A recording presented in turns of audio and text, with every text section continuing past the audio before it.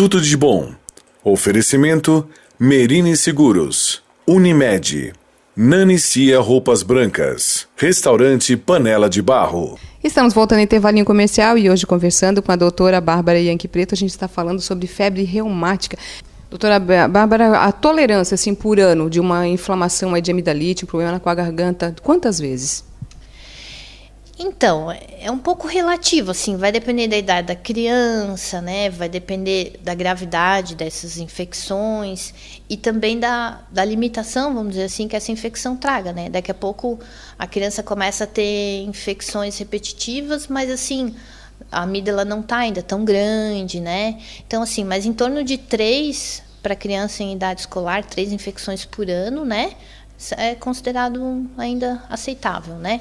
Agora, mais que isso, né? E que daí realmente precise antibiótico e essa questão daí das amígdalas, conforme as infecções vão sendo repetitivas, elas muitas vezes vão ficando hipertrofiadas, né? Maiores, e que aí vai dificultar engolir, né? Muitas vezes até alguma coisa de respiração e tudo. Aí tem que realmente um especialista, que seria um otorrinolaringologista, né, avaliar para ver se tem indicação cirúrgica ou não, né? Então entraria no caso de retirar as amígdalas. Daí, como eu te falei, aí tem que ser, né, avaliar todos os prós e contras, né, a idade da criança e tudo para fazer a cirurgia. Houve uma época em que a gente ouvia muito, né, as pessoas falarem, eu tirei a minha amígdala, o outro também. Hoje já não, hoje já está um pouquinho mais tranquilo. Por quê? Eu acho que até, na verdade, como tu falou, uma época foi meio moda, né? Aí, tipo, o paciente vinha, mas o outro tirou, eu acho que eu também precisava tirar, e às vezes até forçava um pouco. E acho que até desconhecimento, assim, também, na verdade, de quais seriam os prós e contras, né? Até antes a gente estava comentando ali no intervalo, né? É importante ressaltar, assim, que a retirada da amígdala não vai impedir que a criança se contamine com a bactéria, né? A bactéria tá no ar, tá na escola, tá no amiguinho, né? Se a criança não tiver amígdala, ela pode fazer daqui a pouco uma faringite pelo estreptococo, pode fazer alguma outra infecção e que se ela tiver predisposição genética, ela vai fazer o quadro de febre reumática do mesmo jeito, né? Do que se ela tivesse amígdala ou não. Então, né, não pensar nisso como uma solução. Porque pelo que eu consigo perceber, então a amígdala ela serviria como uma barreira, uma proteção. Na verdade, assim, a amígdala faz parte dos tecidos linfóides que a gente fala, né? Os tecidos linfóides são os tecidos ricos em glóbulos brancos, né? Que são as células que defendem a gente, que fabricam anticorpos, né? Então, amígdalas, adenoides, né? As ínguas, né? Que são, na verdade, também linfonodos, né? Que chamam que são os gânglios linfáticos, também são lugares onde a gente tem uma maior concentração de glóbulos brancos para defender a gente das infecções. Por que essa idade, só até mais ou menos até os 15 anos, e dali para frente não? O que acontece com o corpo da gente? É que assim, na verdade, se você parar para pensar, é difícil alguém que chegue com mais de 15 anos que não tenha tido contato com a bactéria. Na verdade, é mais nesse sentido, assim, como é uma bactéria extremamente comum, vai ser raro que uma criança de 15 anos não tenha tido contato com a bactéria. E quem tem a predisposição genética pode não fazer na primeira vez que entra em contato, nem na segunda, mas lá pela terceira, quarta vai fazer. A febre vai acabar, né? Se não tratar a amidalite, vai acabar fazendo a febre reumática. Então, é mais por essa questão, assim, é difícil alguém que nessa idade não tenha tido contato com a bactéria. Outra coisa importante, agora que tu falou da idade, se você não teve na infância, você não vai ter na vida adulta, né? Olha só, então, a pessoa está livre.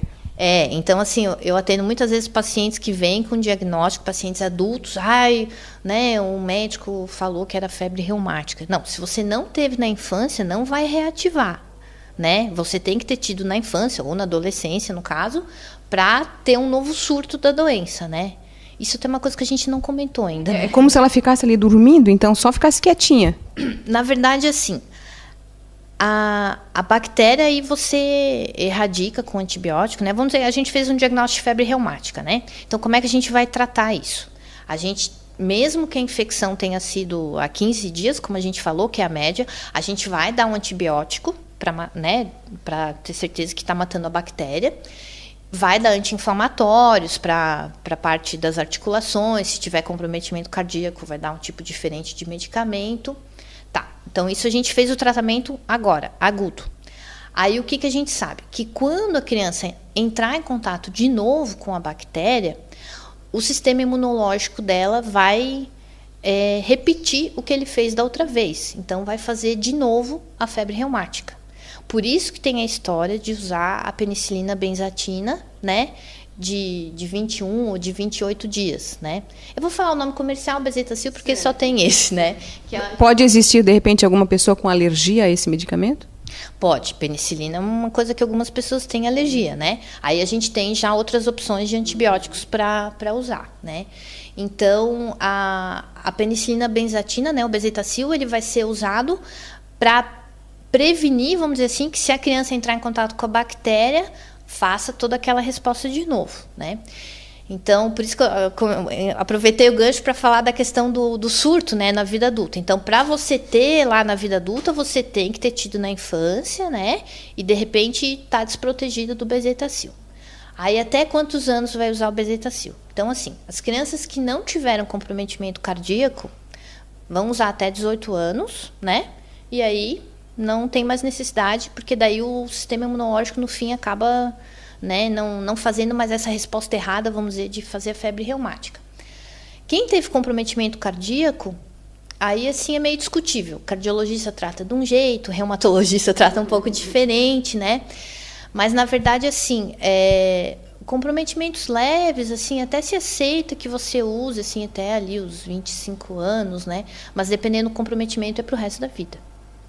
Então, se uma criança teve, e vamos dizer que não fez o Bezetacil até a idade que deveria fazer, e daí lá na vida adulta ela pode fazer um surto de novo, né? Então, por isso que é importante o diagnóstico correto, o tratamento correto, para saber até que idade tem que usar, para não ter a complicação lá na frente. Porque quanto mais velha é a criança ou já adulto, a chance de dano no coração é muito maior, né? Doutora Bárbara, só para a gente falar um pouquinho ainda voltando, a gente falou sobre os exames, o ASLO. O que é o ASLO? Então, o ASLO é uma sigla para determinar um exame que chama antistreptolisina O. O que esse exame diz? Ele diz que a pessoa teve contato com a bactéria, ponto. Ele não diz que tem febre reumática, ele não diz que tem amidalite, ele não diz isso, ele só diz que teve contato com a bactéria, né?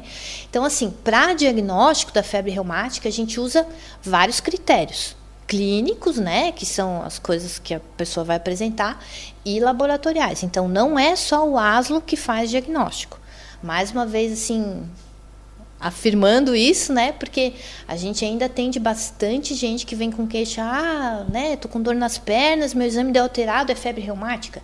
Não, né, o ASLO, para ele ter valor, ele tem que estar dentro, né, daquela história que a gente falou, uma infecção de garganta, 15 dias depois começou com dor e artrite e tal, nananã, né, para a gente fechar o diagnóstico de febre reumática. Então, ele ajuda quando a gente tem certeza que é febre reumática, né, a gente fez o diagnóstico, então a gente usa ele para monitorar, mas só por caso o exame dá positivo, não faz o diagnóstico. Não dá para tirar nenhuma conclusão por aí. Não dá para tirar nenhuma conclusão. Então, como cuidar? Principalmente agora, nessa época também, né? Que eu acho que é uma época mais propícia. Agora, assim, a época é mais propícia até pela questão do confinamento que a gente estava falando, né? Aí a criança vai para a escola, eles acabam ficando muito dentro da sala de aula, porque daí ou tá chovendo ou tá frio, então a chance de se contaminar é muito maior, né? Então, a dica é assim, a criança está com dor de garganta, está com febre, ou não tem febre, mas tem dor de garganta, está com íngua, está com dificuldade para engolir, vamos levar, né? Não precisa ser no pronto-socorro, mas vamos no posto, vamos, né, num consultório, levar a criança para dar uma avaliada, ver se realmente não pode ser uma amidalite, um quadro que necessite de antibiótico. Eu queria agradecer e que esse aí seja o primeiro, né, de algumas outras participações que a gente poderá fazer aqui no programa Tudo de Bom. Muito obrigada. Eu que agradeço, espero que a gente tenha sido clara, assim, que as pessoas consigam entender, e o que a gente puder ajudar, aí estamos à disposição. Mais uma vez, muito obrigada. Eu vou dar uma paradinha, vou para o meu intervalinho comercial. Você não saia daí. Eu volto já já.